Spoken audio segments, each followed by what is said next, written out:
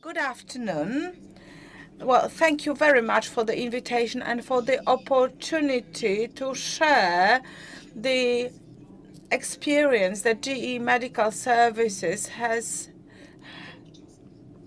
when it comes to e-health services, support for patients, remote support for patients in these very difficult times of COVID pandemic. So, I am certain that you all heard more than once during our forum that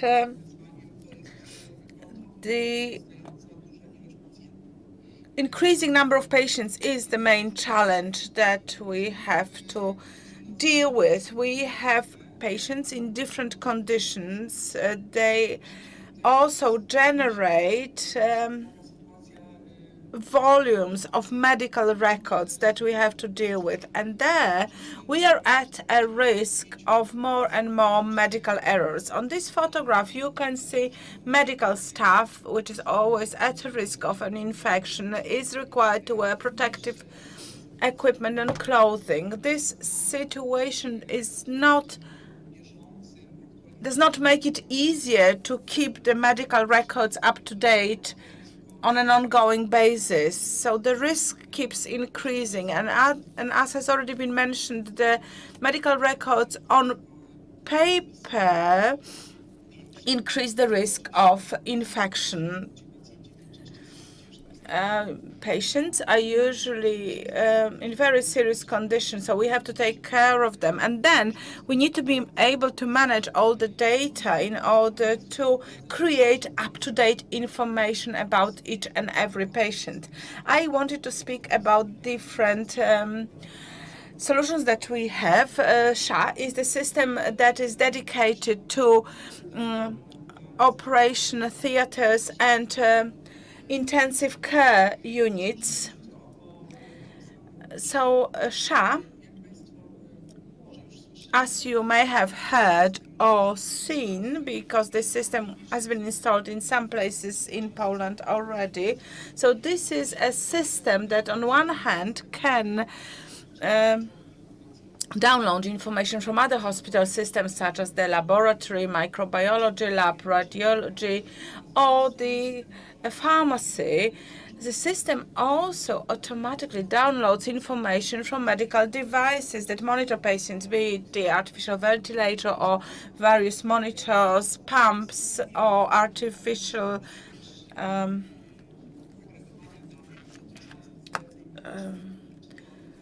organs. So we can also introduce information coming from doctors or nurses, and this makes it possible to generate reports about the treatment the patient is receiving, about the condition of the patient, about what happens during an operation and post-operation on the intensive care unit. Then this is becoming part of the patient's medical records. All this means that at any point in time, authorized person has access to the patient's medical record and medical history. So this system can work not only for the intensive care units, but also for operation theaters. Patients suffering from COVID-19 often need surgical intervention. So we have a person who may be transferred from the intensive care unit to an operation theater and then back to an intensive care unit. All this information is then put together and it can be used to plan further interventions that would be very helpful for the patients. Or we can, for example, establish a list of medication that needs to be secured for the patient. We can also plan the care for most critical patients. We can also plan the artificial ventilation and so on and so forth. And we can also have remote access to all the referrals, to all the decisions, and also to information on the patient's condition. So we have real-time updates. We have access for all the authorized persons, and we can also free the personnel for other tasks. Medical staff needs time to attend the patients and not to keep the medical records up to date in a manual way. So we have experience, and in particular in the times of COVID pandemic, intensive care units need such a support, and it is a very good alternative for paper records. A second area that I wanted to briefly discuss today is a solution that is COVID-19 Command Center, and that's how we call it. And this is a part of a broader command center system which manages medical information. And there we have a dedicated solution for the pandemic. There are apps for analyzing critical data.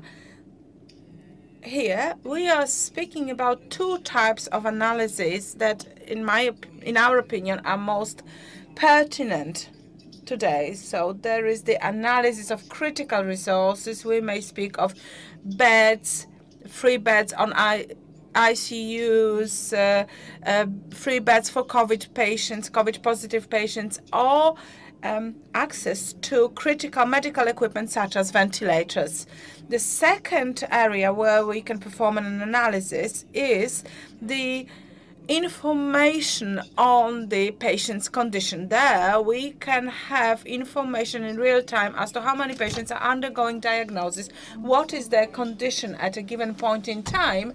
So we have all these possibilities embedded in our app. We can do it in real time, starting from the level of the hospital, but we can actually generate reports at a higher level, even at a national level, if we have access to information. So this is a dynamic solution, and it would make it possible to allocate resources according to needs. It is also enabling us to analyze information in real time. As I have already mentioned, this data can be collected at the level of a hospital ward and then transferred up to the level of a hospital, region, or even to the national level. But the information can be also downloaded from higher levels to the lower levels of the system. I also wanted to speak to you about one case study. This is an example of implementation of such solution in the Oregon state. This happened in March during the first wave of the pandemic.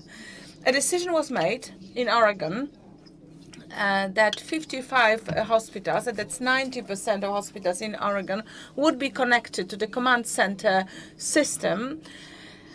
So 6,500 hospital beds were part of the system. We were able to analyze them. This did not require any additional changes. We were able to introduce this very swiftly. We used the data that was already available at hospitals from their own IT systems. And this IT solution was introduced throughout the state of Oregon, and it has proven to be very effective. It is still used in Oregon. Each and every hospital in Oregon and all the authorized persons can actually access the system and always see updated information on the resources available, including free hospital beds. By way of summing up, I'd like to say that it may seem a paradox, but this pandemic has been conducive to the development of the e-medicine worldwide, but also in Poland. Each of the companies that presented their solutions today is working in order to facilitate the work of medical staff and also to reduce the burden, as well as the risk of infection for medical personnel. And this will make it possible to free resources to take care of the patients and not to generate medical records. Thank you.